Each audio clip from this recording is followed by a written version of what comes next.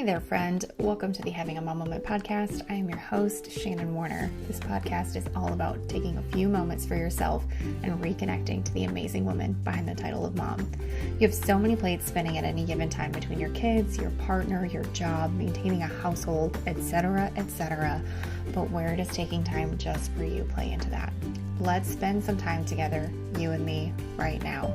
We're rebranding a mom moment to those sacred moments you take to fill your cup first. Let's connect, tune in, and tap into what makes us the incredible women that we are. We'll nurture ourselves first so we can be our best selves for those we pour into on a daily basis.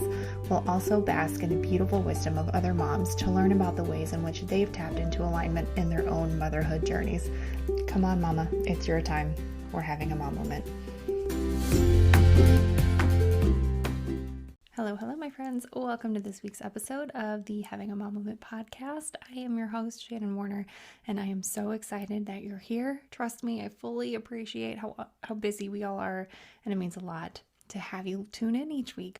I'm really excited to share our guest. I know I say this every week, but Katherine Phifer is joining us this week, and before I tell you about her, I want to tell you how I know her, and she and I were placed in a pod in Kathy Heller's program about 1 year ago. And I don't believe in coincidences. I think there are no mistakes. And I ended up in this incredible pod of women, and they're fantastic. And Katherine and I have really hit it off, and I've learned so much from her, and she has been such a huge support for me on this journey and in starting this podcast, and she's just been amazing. And I am so thankful to have her in my circle, and I'm excited to share her with you. So our guest this week is Katherine Phifer. She is the sacred feminine mentor for the new wave of leaders and entrepreneurs who desire to make an impact with their work while also living happy and turned on lives. Katherine loves to support people to blend the sacred in with the everyday in order to create their own unique magic. Katherine supports entrepreneurs, coaches, artists, healers, therapists, doctors, lawyers, and other purpose-driven leaders to expand their mission while also feeling fully present and connected to their lives, their relationships, and themselves. Formerly a psychotherapist and art therapist, Katherine recently moved to Sicily in Italy. She lives there with her teenage twin boys, her firefighter husband, and soon their cat Nefertiti will join them. Katherine and I had this conversation back in the fall, and she's been so patient in waiting for me to put this episode out after I had worked through the beautiful backlog of guest interviews that I had to share with all of you. So some of the time references don't quite align with the introduction of saying how we met a year ago, and that's the reason why. But she's been so gracious in letting me take the time I've needed to get this conversation out there. And I know it will not be the last one I have with her because the work that she does is so juicy. Without further ado, here is my beautiful dear friend, Katherine Phifer. Hi, Katherine. Thank you so much for being here today. Thank you for having me. I'm so excited to be here. I'm so excited too, because we've been talking about this and having you on, and Katherine has been cheerleading me along this podcast process since the beginning. She's done some brainstorm sessions with me and has been so helpful. And we've developed a beautiful friendship over the course of the last year. So I am really excited for this conversation. Me too. I am so excited to talk with you about all of the things. I know it's going to be good because I feel like we could record all of our conversations and post them because they're all so juicy, and my cheeks hurt already. I'm like dorking out over here. I know. Both of us have the biggest smiles on our face. I feel the same way though. I feel like there's so much magic when we talk, and it just feels, so juicy and so fun and so aligned. We really came into each other's lives at like the perfect time, and in a way that I don't normally like sign up for group things. We got together in a course together, and for me to say, yes, I'll be a part of a small group was like a big deal for me. And it was really nerve-wracking for me. And that group is just amazing. It's just a beautiful group of the most amazing women. And I'm just so thankful for that. I know. It's so fun when you bump into somebody that you would probably not have bumped into otherwise. And it's just like, of course, this Yeah. is kismet. Like, of course, you know? Yeah. Yeah. Yes. We do have a Yes. fantastic group. So hello to any of them if they're listening, because they are Yes. also amazing, amazing women. Hi. But anyway, I totally side tangent, but I think it's just so powerful to like lean back and trust. And we were talking about this a few minutes ago, but like when you're presented with an opportunity and it feels good, jump in and take it, because it was uncomfortable for me too. I remember on the first call with Kathy when this is the course that we met in, Kathy Heller's Abundant Ever After. And she's like, we're going into breakout groups. And I was like, no, we're not. I left the first call. I was like, no. Yeah, I stayed and it was so uncomfortable. And I was like, I hate these things, which I actually do really not like breakout rooms. But I never liked small groups as a kid, when you had to go in small groups with your classmates. And then even in like college and grad school with the small groups, I was just like, I hate these. So the breakout rooms drive me crazy. But people love them. They get so much out of them. And I think maybe I need to spend a little bit more time being a little curious about it. But when we had like, okay, now you have this like little, what they call pods, and I was like, yeah, I'll be there. I signed up for the time, and I was like, this is it. This is going to be amazing. And I just knew, it was going to be great. And it was. Yeah. We all just selected the best time slot, right? And then we were all kind of dispersed at random. So no mistakes. We've landed in a fantastic group, and yeah, it's been really fun watching you and learning from you over the last several months. So it's been cool. No, and you too. It's been wonderful to see you kind of, because you were leaving. I think you left your job at the beginning. I got laid off course. week 2. You got laid off. You got laid off week 2. And it's been just so fun to see your passion grow and your platform grow and everything. Well, thank you for filling my cup, but this is not about me. This is about you.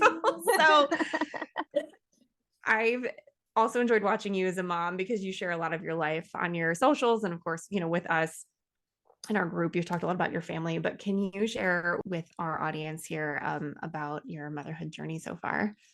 Yeah, so I am a mom to 14-year-old twin boys and to a 16-year-old angel daughter.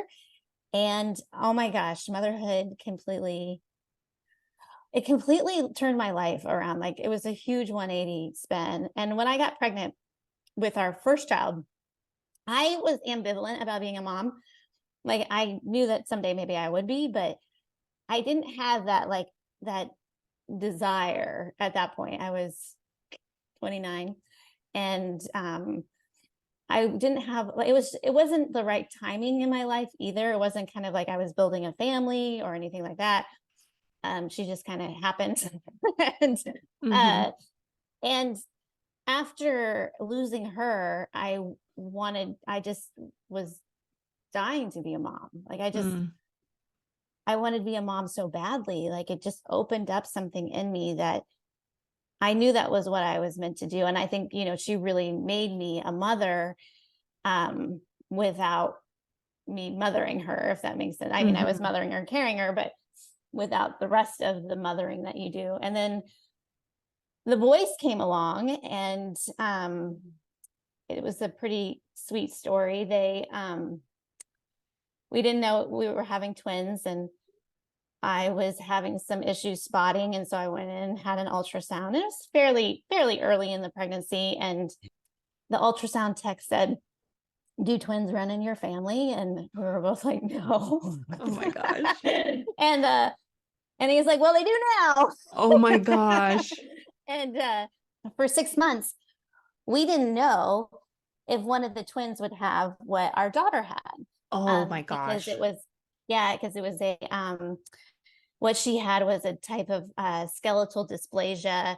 And so her bones were her organs were outgrowing her bones. And so it was kind of a kind of dwarfism, but it was like not one that you can live with. And so we had to wait. for 6 months to find out whether or not one of them was going to have it. And it was a pretty stressful time, and also kind of a time of like leaning back into that faith we were just talking about, of that, everything's going to work out. I know it's going to be okay. And when we found out they were both okay, we were just rejoicing. It's funny too, in that pregnancy, I don't know if this applies to your listeners or not, but I have Crohn's disease, and I've had Crohn's disease since I was 19, and my symptoms were gone when I was pregnant with the boys. I was eating whatever I wanted. I was having a blast. I felt amazing and so much energy. And all those pregnancy hormones were just turning off the Crohn's disease reactions and responses, which is really cool. But then a little bit after that, I was put on bed rest, and I failed it. Not you. No, usually I'm a pretty straight A student. Not really, but at least A's and B's, know. But it was very stressful to be on hospital bed rest, and I really felt in the hospital, not at home. It was home bed rest at first that I failed, and then I was in hospital bed rest for 2.5 months. Oh my gosh!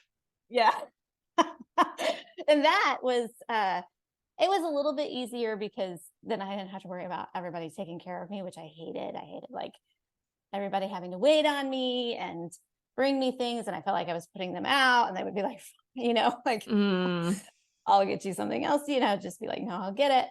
And so after a week of at home bed rest, I got put on hospital bed rest, and waited for them. And it was a beautiful time of bonding between me and them, because I didn't have anything else to do. I was just like literally in bed waiting for these beings to come earthside. And I just think about that all of the time when I'm with them, about how this bond between the three of us is, and then Tony too, my husband, but it's just different between a mother and their children, that there's this significant bond. And sometimes they'll be fighting with each other and be mean to each other. And I'll be like, guys, you chose to be here on this planet together. Your souls decided that you were doing this together. And so you're soulmates. So, you're so lucky that you are like, it's decided. You're a soulmate. You don't have to go find your soulmate. Your soulmate is here right now. And how amazing is that?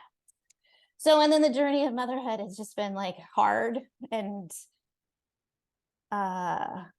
it has shown me my shadow side in so many ways. It's shown me like the things that I've needed to heal for myself. And that's been hard. That's a lot of work. It is. And so did I answer your question? Yeah, you did. Of course. Okay. Of course. Can we talk briefly about your daughter? I think those that don't get to come earthside or don't get to stay long are still so important in the pieces of the story. So can you share, what would you like to tell us about her? Yeah, she was such a beautiful gift. I don't know if I've told you the story or not. I think I got one little snippet in passing, but yeah. So my husband and I met, we met on eHarmony. I love it. It's so cute and so fun. I mean, those little dancing commercials that they had back in 2006. I mean, that was us. Like, we could have been on one of those commercials, but we met, and I thought he was a sweet man, and but he was super quiet, and I had just gotten out of this tumultuous relationship, and that had spanned like 8 years. And I was like, yeah, you're nice, but I don't know, and so he asked me out for a second date, and I said, you're really lovely, but I just don't think we have a lot in common. And I had made some assumptions about him.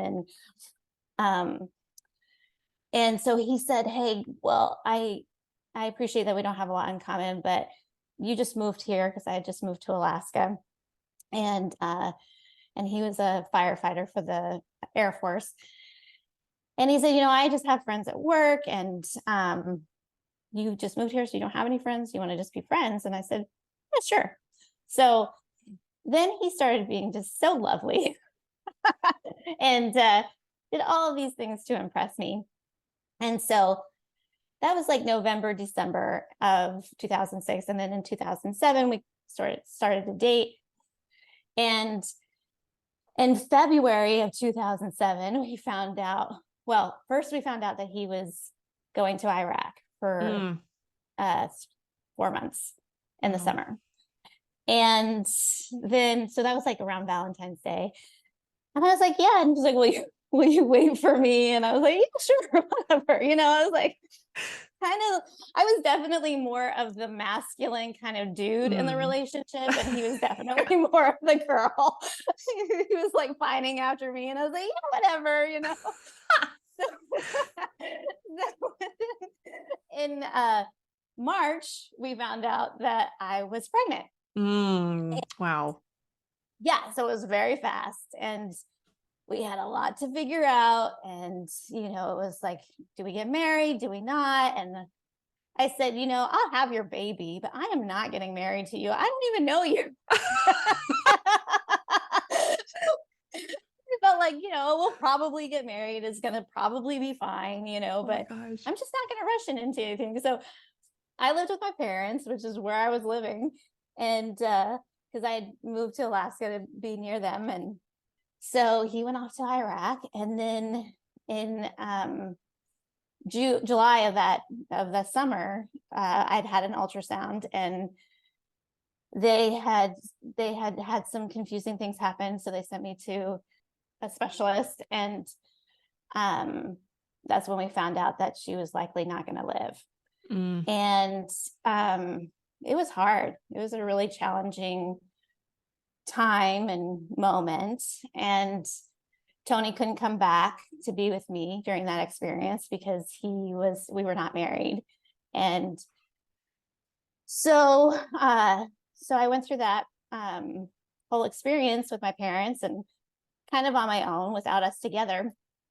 But I felt like he was so amazing during that time. Like, this little baby gave me the gift of him and his support and his love, and really showed me that we could get through anything if we could get through this. And I would have not seen that in our relationship if it had not happened. And so it kind of made me realize that this is the person that I need to spend the rest of my life with. And yeah, and it was really hard, and it was probably the hardest thing I've ever been through. And it taught me a lot about my spirituality and about my connection with, spirits and things like that. And I've done a lot of work with psychics about who she is and what her purpose in my life has been. And I have a relationship with her. I talk to her all the time, and I feel like she's with me, and I feel like she's part of the family. And I have one of the twins is super wooey, and he talks to her, and he has his whole life, and it's just so sweet. Like, he'll talk to her. He'll just, have conversations with her.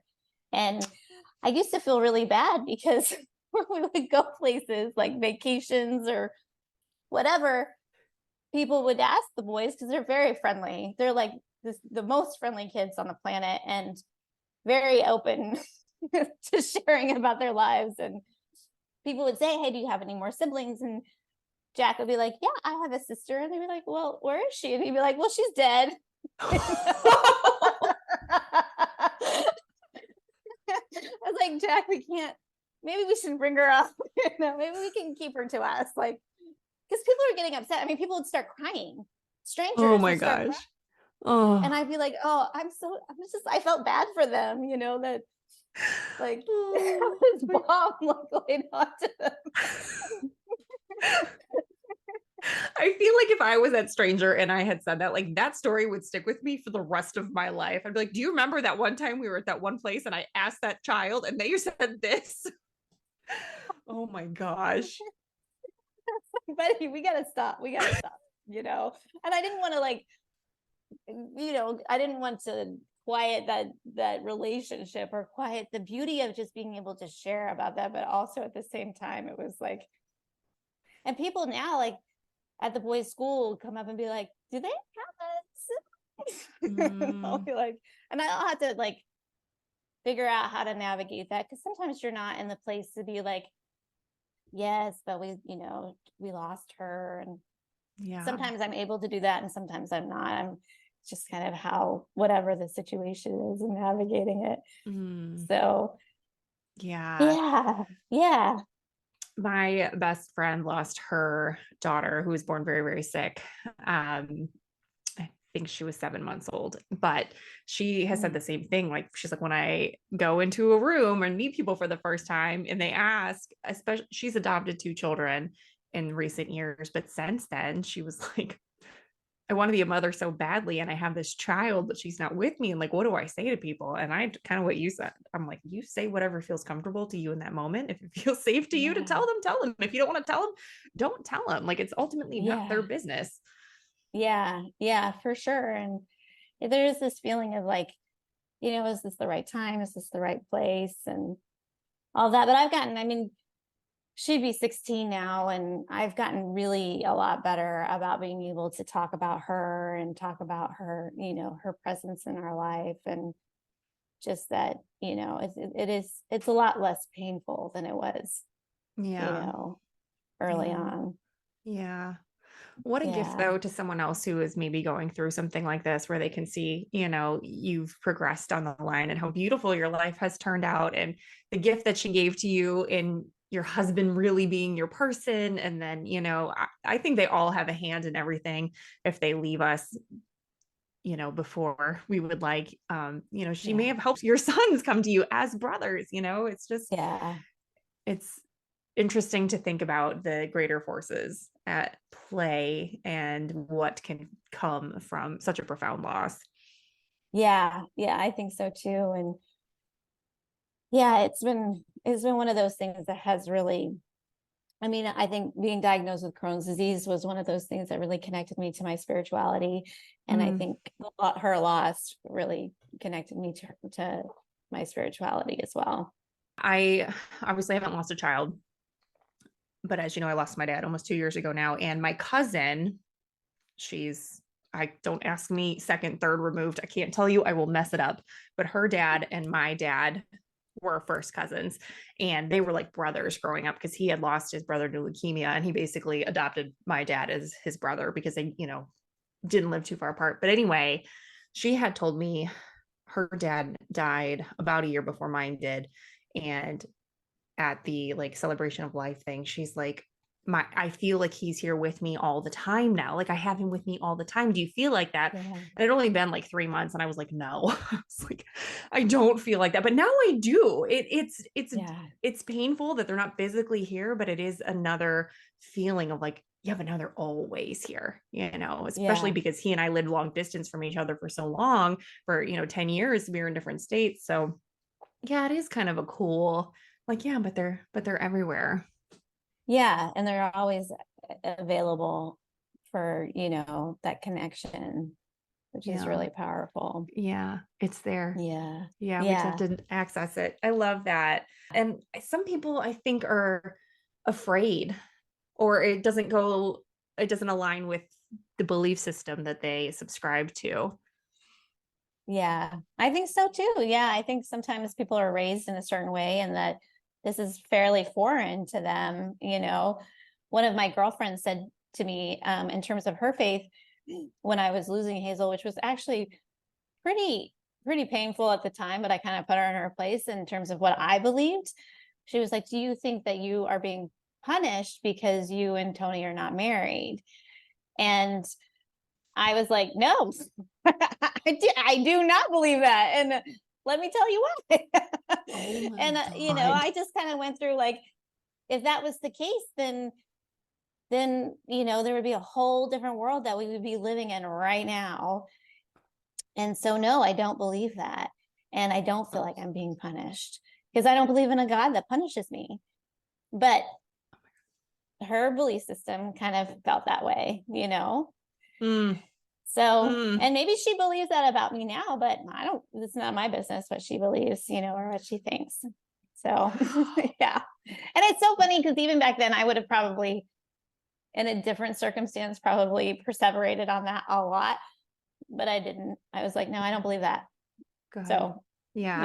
yeah. Yeah. I'm glad you were so firm in what you Yeah. did believe, that it didn't Yeah. even like penetrate at all. You were like, nope, nope. No. Yeah. Mm. No, no, no. That's not where we're going today. Also, just don't say that kind of stuff to people. Especially people who are losing their baby, like, Right.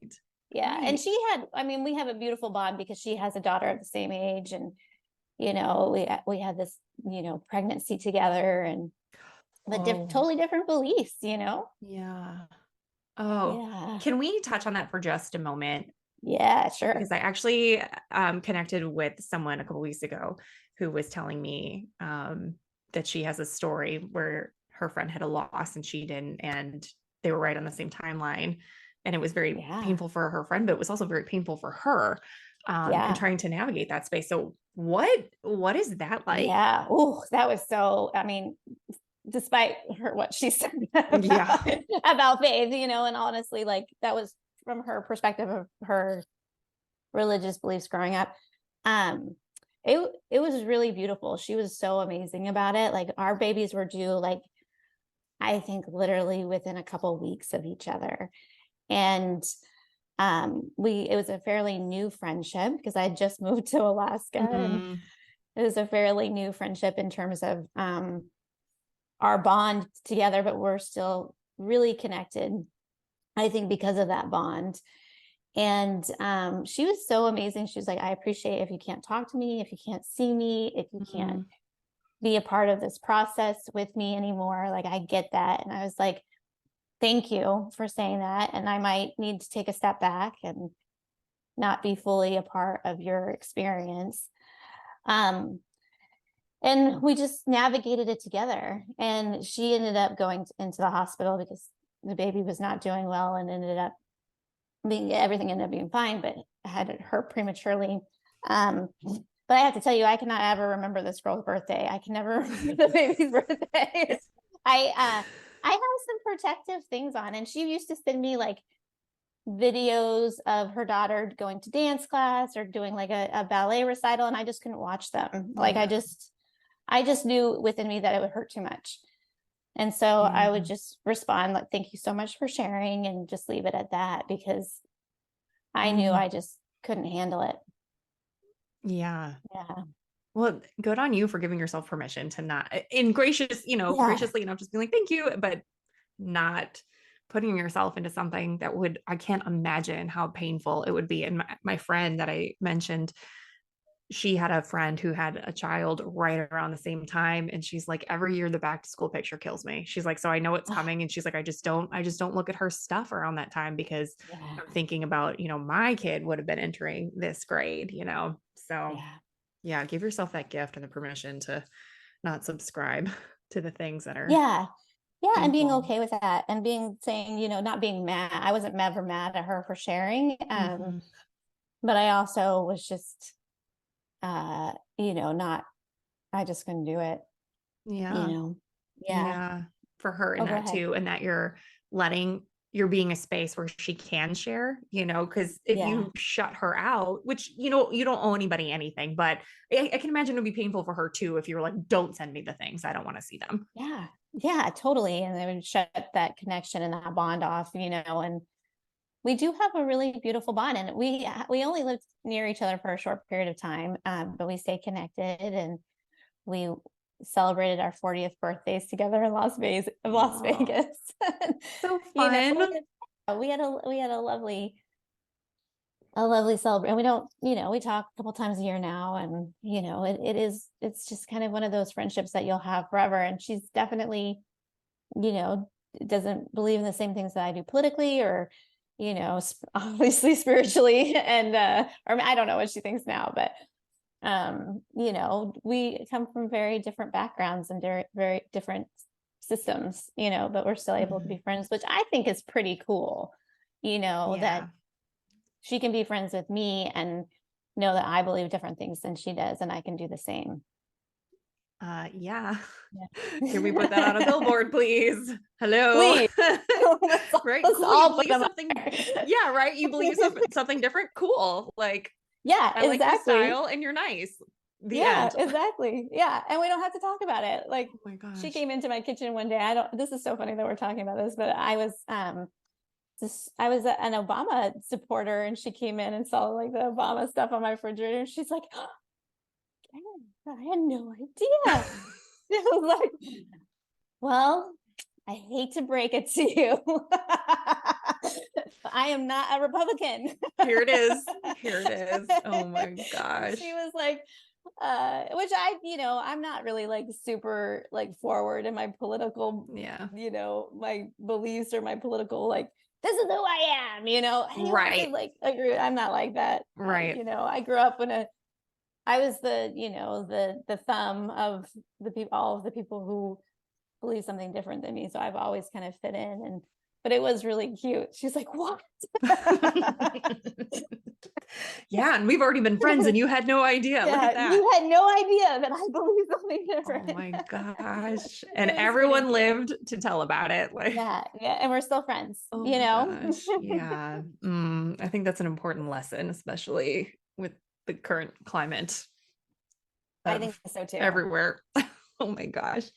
Yeah. Oh, so one of the things that I find most fascinating about you is just how spiritual you are and the work that you do. So can we please dive into all the Yeah. magic that you're Yes. into and that you share with the world? Yes. So I really believe that we are sacred beings and that we're here usually we're on some kind of mission, whether we're on a mission to be a parent or we're on a mission to do, to volunteer, or we're on a mission to shift the world in some way. And some of our missions can feel, I don't know, larger in scale in terms of community. And some of our missions, like I said, are just all about like our tiny little community that we are raising. And I feel like from my own personal experience with the health system, with the food system, with the work system, Mm-hmm. that it's not designed to support us. Yeah. And I really feel like we are in a time of awakening that we're not available for that anymore. And we're less and less willing to be okay with the way things have been in terms of the structure of our homes, the structure of our work, the structure of the health system, the structure of our diets, all of the things. And my life has really put me in the forefront of that. And I've experienced kind of these moments of deep, deep sadness around not feeling supported when the larger system was supposed to be supporting me. And I feel like there's a spiritual component to that, and not necessarily a religious component. Like there can be, but I feel like it's more of a connection with our higher selves and our higher power, whatever that is, and a connection with nature, cycles, our own personal magic. And that feels really good to me. And it feels really good to talk with people about that. It feels almost kind of a little subversive, Mm-hmm. But I feel like I have felt so disconnected in so many ways with friends, or like I said, with the paradigms that exist around me, that I'm just ready for something different. I'm really ready for a different way of being. Yeah. Thank you for this beautiful little segue, because you kept saying before we started recording, you were referring to whether or not something was a soul yes for you. And I want to Yes. talk about that because I think we all need to embody this. So please let her rip. What's a soul yes? Yeah, for me, a soul yes is a gut yes. It's a yes, I have to do this. Yes, no matter what. Yes, if I have the funds, I'm going to make it happen. Yes, I'm going. Yes, this is happening. And the more and more I lean into those soul yeses, the more I know what the no's are. So this is a great example. A couple of years ago, I was following this woman, love her, and she had like a free event where you came and listen to her talk about her work. And at the end of the session, she said, "Hey, I'm having people come to do a winter solstice ceremony at my house in Boston." And I knew that I was meant to be there. Mm-hmm. That this was like, I live in Nashville, Tennessee.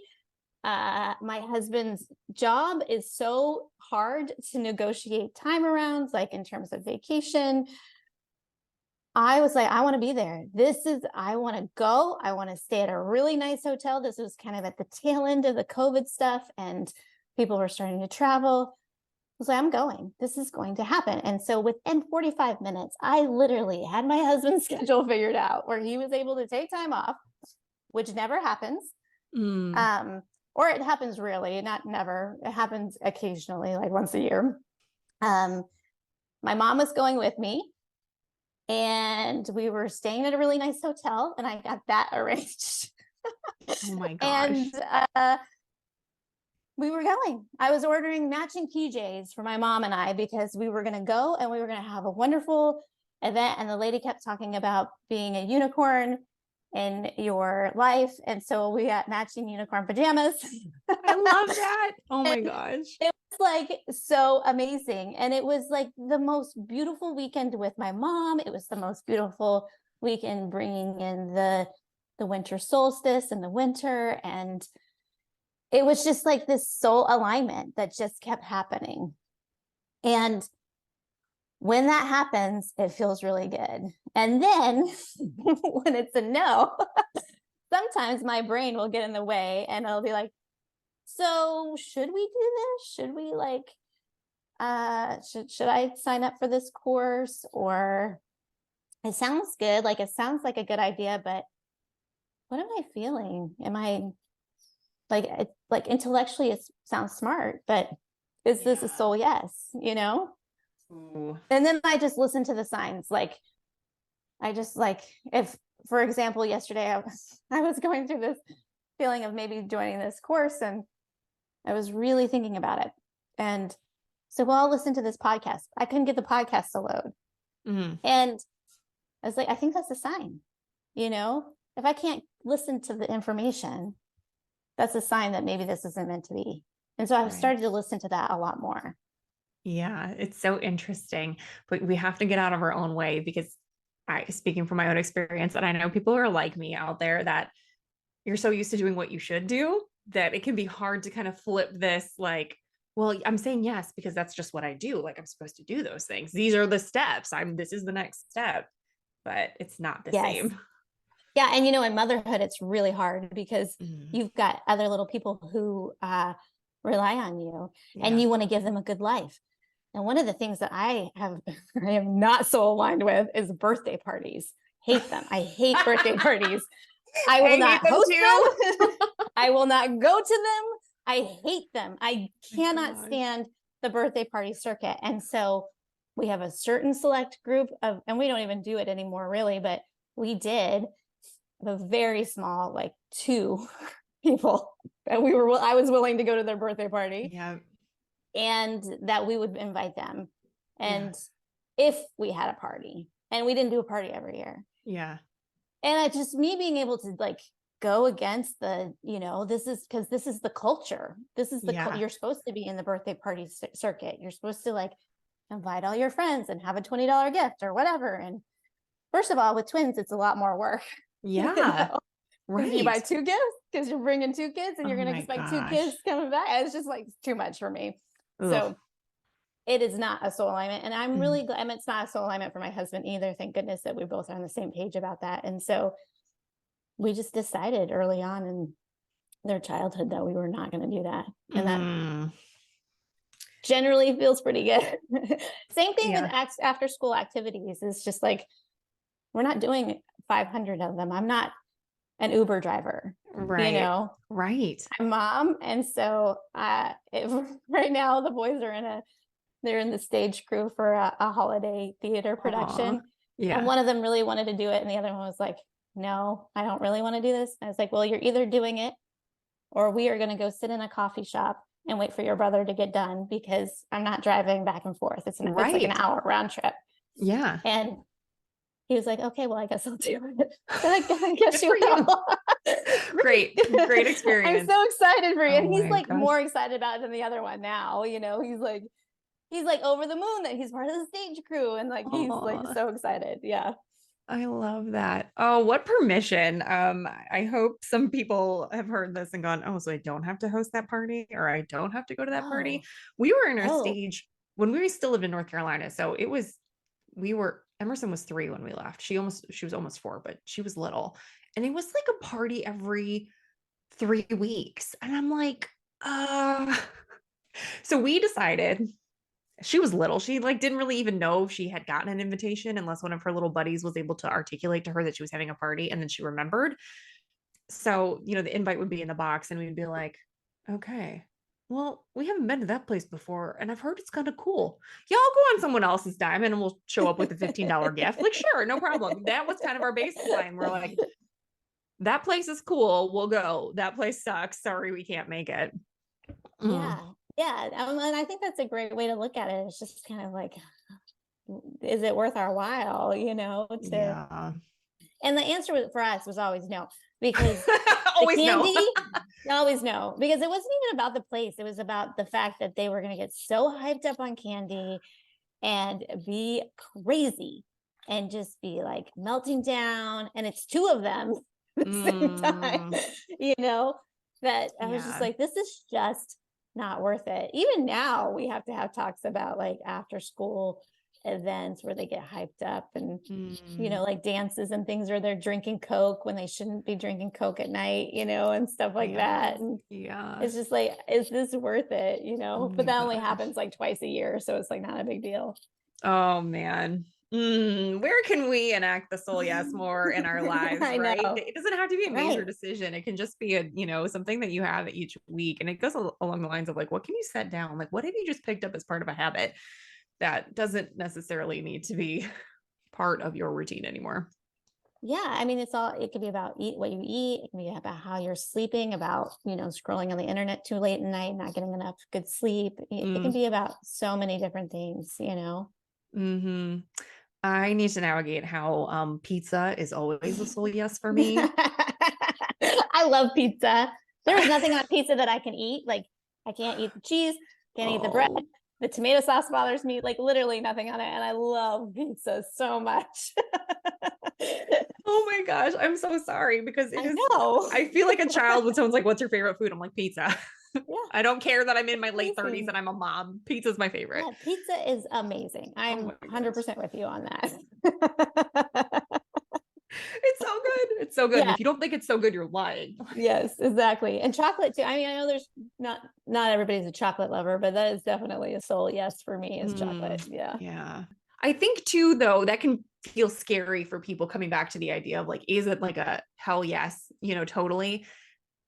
It can be a not right now, and it can still come back around, which is absolutely what happened for Kathy's program with me. I did the workshop the year prior and I was like, this sounds really good. And I really want to be a part of something like that. But like, I don't know if right now is the right timing. And ironically enough, one of her members reached out to me. Did I ever tell you about this? I don't think so. I did not catch the message because I had not been communicating with them. So it went to my spam. But I showed up, I did like all the little assignments. I was on all of the lives and come to find out one of her team members had sent me a code for half off. She's like, you've been showing up, you've been doing the things. We saw you haven't signed up yet. Would you sign up for 50% off? And honestly, I probably would have had I seen that, but I was maxed out. My dad had died a few months prior. I just had a baby. I was returning to work. It was not the right time. I didn't have the capacity for it. Yeah. So I saw that and I was like, crap, that kind of sucks. But I know there's something greater at play here. And then the next year, this year when it started again, it for sure felt like a soul yes. And it has just been so magical. Yeah. I had an experience with that soul yes too, about that program. And it was just the fact that I was showing up for those lives. And when she was talking about opening up the program on that Wednesday, and I was like, I think I have to be here. I have to do this. And it was definitely, and I had the funds to make it happen. And so that it felt good. Mm-hmm. Yeah. Yeah. I smile because it does feel so good. It's like when you start to say yes to yourself in that way, or in those ways, the things that start to happen. And I don't know if I've said it I know, but I don't know if I've said it on the podcast. This program is an investment. The number is very scary to a lot of people. But something happens when you click the button and you say, all right, confirm purchase or whatever, buy now. And the universe or whatever you believe in, I think takes notice, because literally week 2 of the program, I got blindsided by this layoff from a job that I really hadn't enjoyed for years, but I stuck it out because it was safe enough. It was flexible enough for being a mom and everything else. Universe was like, nope, we're done. Like you said yes, you agreed, you're going forward, you're on to something bigger and better. You got to go. Because I was never going to leave on my own. I was never going to leave on my own. And like, I've been okay. Like, things keep showing up for us to like help us through this period of me not being the breadwinner. So I think that's so amazing and so beautiful. And it's like the mystery, which is also part of kind of that sacred feminine. It's just the mystery of it unfolding, connecting in with that, leaning in, and the mystery of how it's gonna work. Yeah. And that's really scary for people who like to plan, which is a control thing, which is ultimately a fear thing. It's really hard to let that go and just embrace.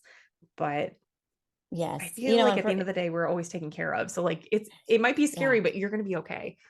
Yeah. And I mean, you and I are very similar. I mean, we have kind of similar education backgrounds, and we know, like, give me a formula of how I'm supposed to show up and get this done, and I'll get it done, and I'll make the time, and I'll, check the boxes, and I'll jump through the hoops.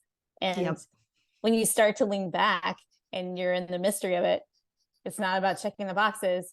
It's not about getting the things done. I mean, there is a piece about doing the action. I really believe that. I really believe you can't. Some people believe that you can manifest things just by leaning back and it just all comes to you.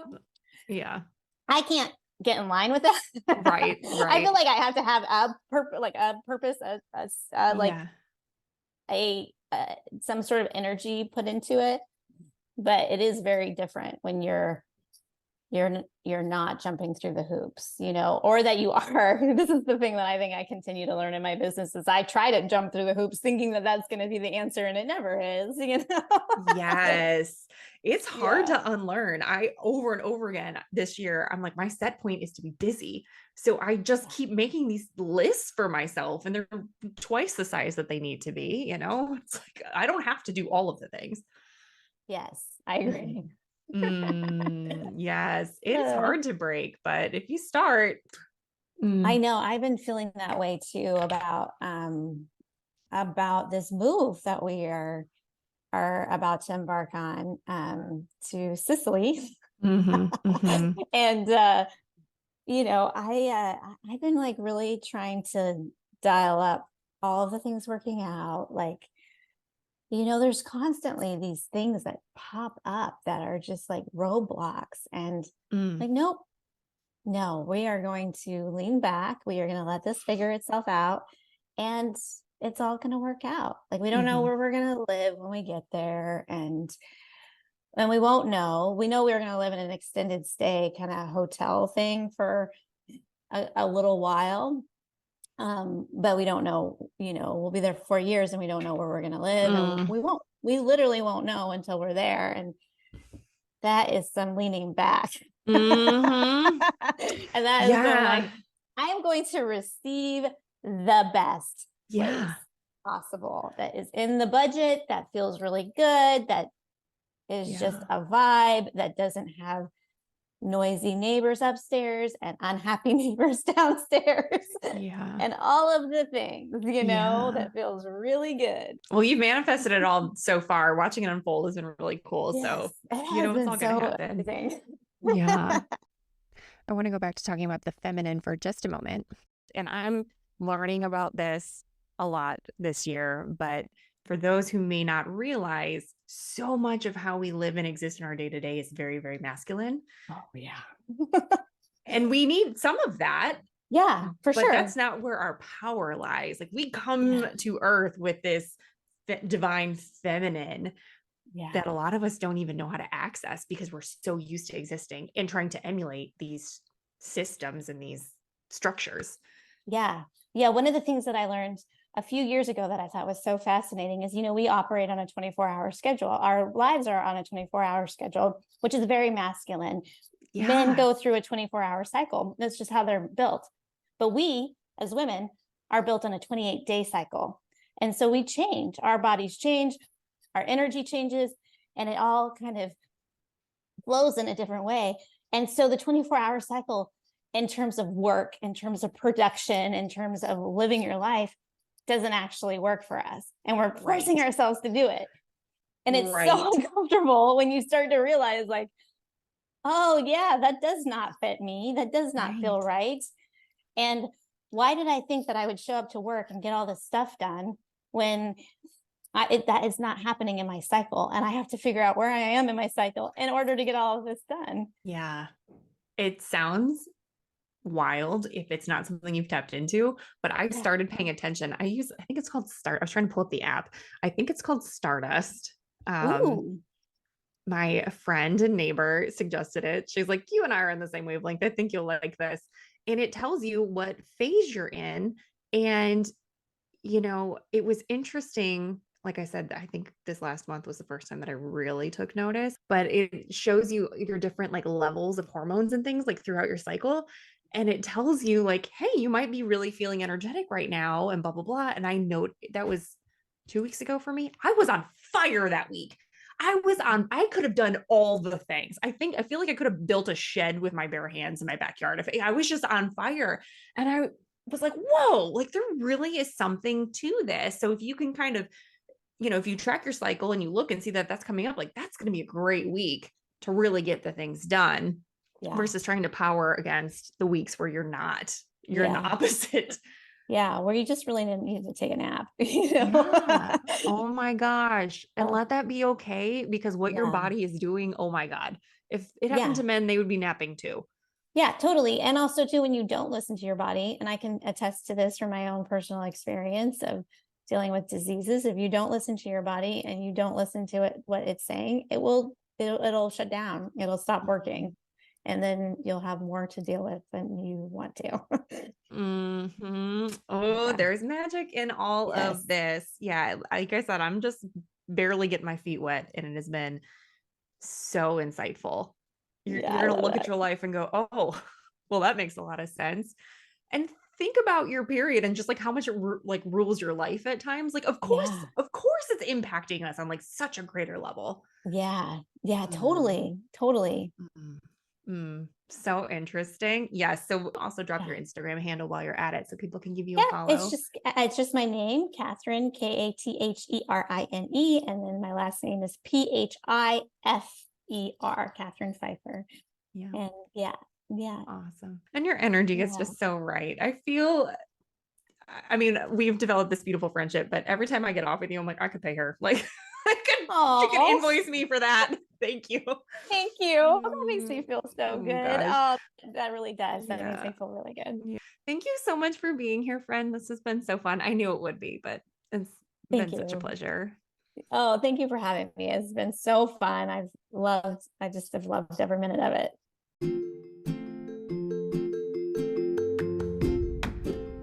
Thank you so much for joining us on this episode of the Having a Mom Moment podcast. I know how busy you are as a mom, so I appreciate you taking your precious time to join us here today.